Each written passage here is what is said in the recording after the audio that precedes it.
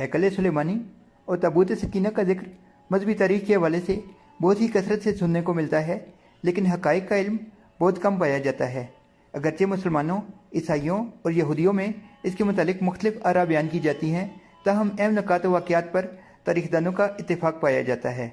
रिवायात के मुताबिक जब बनी इसराइल फ़िरौन से निजात पाकर फ़लस्तीन चले आए तो उन्होंने अरब सरज़मीन पर बसेरा कर लिया।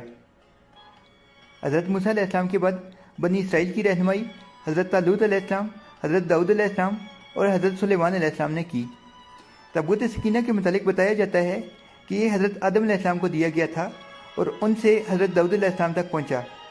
कहा जाता है कि जब ये संदूक हज़रत दाऊद अलैहिस्सलाम के पास था तो इसमें लोहे कुरानी और मूसा अलैहिस्सलाम का असा भी था। और तो रात कोह सीना पर हज़रत मूसा अलैहिस्सलाम को दी गई तख्तियाँ और वो बर्तन भी था जिसमें आसमानों से मनु सलवा उतरा करता था। इसराइली ताबूत सकीना को अपने किबला के तौर पर भी इस्तेमाल करते थे।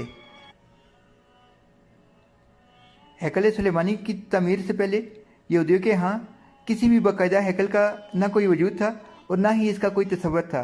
इस कौम की बदगों वाली खाना बदोश ज़िंदगी थी। इनका हैकल या माबद एक खेमा था।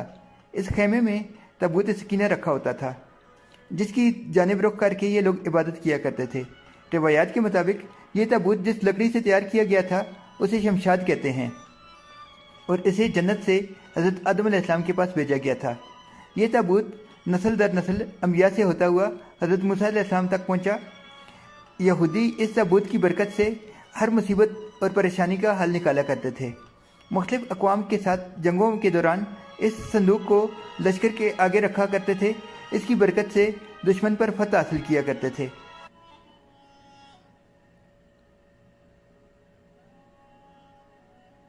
जब हज़रत दाऊद अलैहिस्सलाम को बादशाहत अता हुई तो आपने अपने लिए एक बाकायदा महल तामीर करवाया।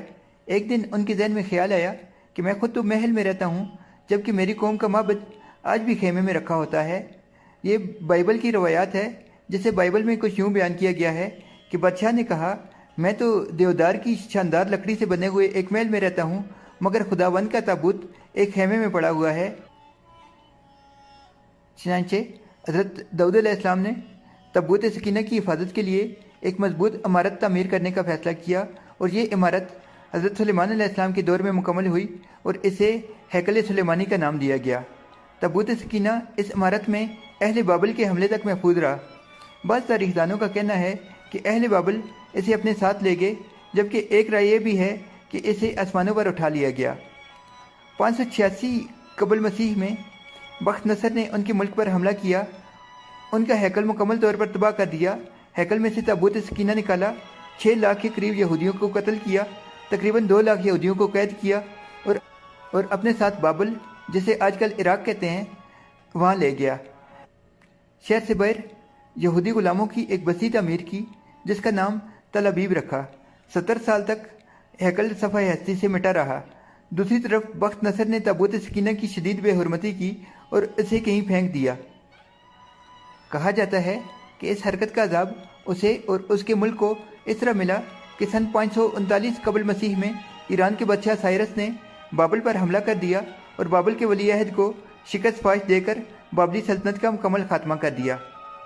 साइरस एक नरम दिल और इंसाफ पसंद हुक्मरान था। उसने तल अबीब के तमाम कैदियों को आज़ाद करके उनको वापस यरूशलेम जाने की इजाज़त दे दी और साथ में उनको हैकल की नए सिरे से तामीर करने की भी इजाज़त दे दी। साथ में इसकी तामीर के लिए हर तरह की मदद फराहम करने का वादा भी कर लिया।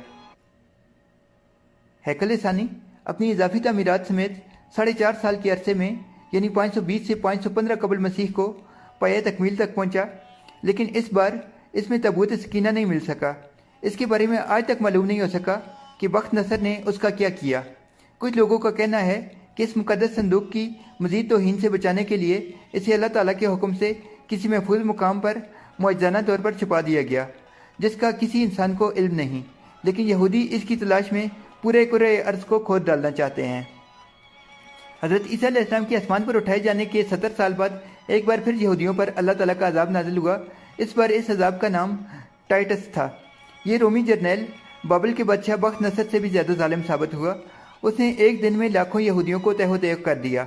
उसने अजीम शान हैकल की ईंट से ईंट बजा दी और यहूदियों को हमेशा के लिए यरूशलेम से बाहर फेंक दिया। यहूदी पूरी दुनिया में बिखर कर और रुसवा होकर रह गए।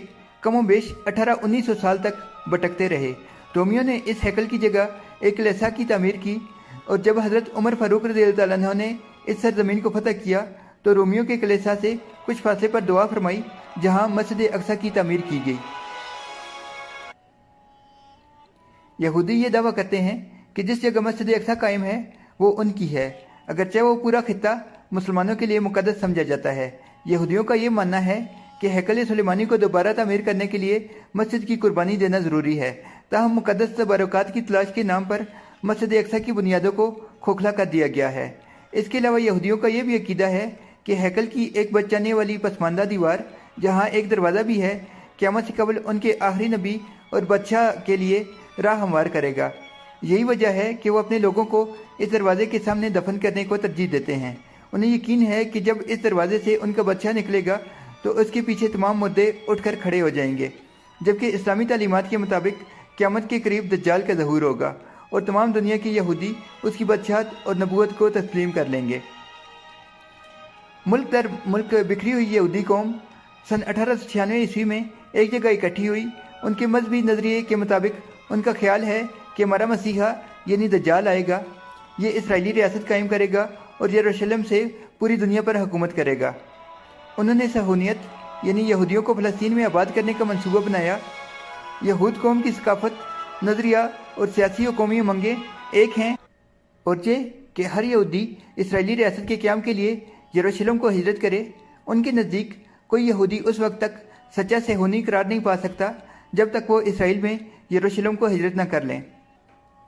सन 1897 ईस्वी को पहली सहूनी कॉन्फ्रेंस स्विट्ज़रलैंड के शहर बासल में मुनक़िद हुई और आइंदा सालों के लिए सहूनियत के बुज़ुर्गों का मसवदा के नाम पर एक हिदायतनामा तैयार किया गया। इसके बाद यहूद इस बात पर कायम हुए कि रंग, नस्ल और लिसान से मावरा यहूद एक ही कौम है, और ये कि कोई भी यहूदी हो अर्ज़ मुक़द्दस यानी फ़लस्तीन में आबाद होने का हक़ रखता है। उस ज़माने में फ़लस्तीन खिलाफत उस्मानिया का हिस्सा था। यहूद ने आज़ाद यहूदी रियासत को कायम करने के लिए फ़लस्तीन की जानब पेशकदमी की कोशिश की और उस्मानी सुल्तान अब्दुल हमीद से वहाँ के ज़मीन खरीदने की पेशकश की, मगर वो किसी तौर पर राज़ी न हुए तो उनकी मजूली और सुकूत खिलाफत उस्मानिया में यहूदियों ने खुफिया किरदार अदा किया। 14 नवंबर सन 1914 ईस्वी को बरतानवी काबीना में पहली दफ़ा सहूनियत यानी यहूद का फ़लस्तीन में वापस आबाद होना और प्रोटोकॉल्स यानी तस्खीर आलम का यहूदी मंसूबा ज़ेर बहस आए। इसके 4 दिन बाद खिलाफत उस्मानिया के ख़िलाफ़ ऐलान जंग किया गया।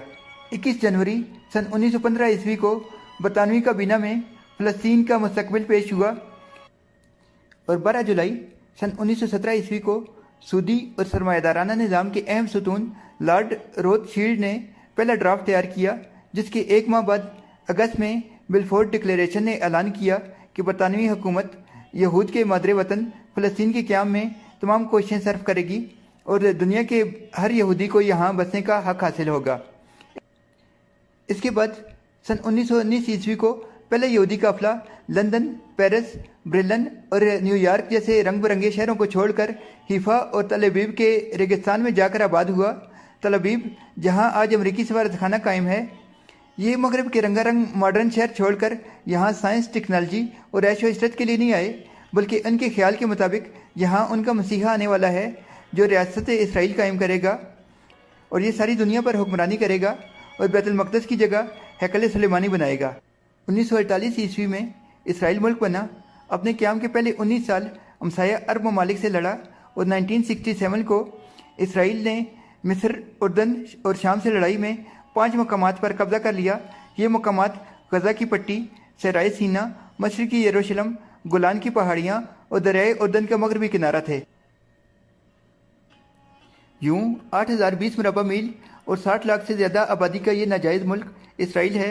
शुरू में उनकी आबादी 8% और फ़लस्तीनियों की 92% थी, जबकि आज 92% इसराइली फ़लस्तीन पर काबिज़ हैं और दज्जाल की आमद की तैयारी कर रहे हैं। नाज़रीन, अगर आपको ये वीडियो पसंद आए तो इस वीडियो को लाइक करें, चैनल को सब्सक्राइब करें और इस वीडियो को ज़्यादा से ज़्यादा शेयर करें।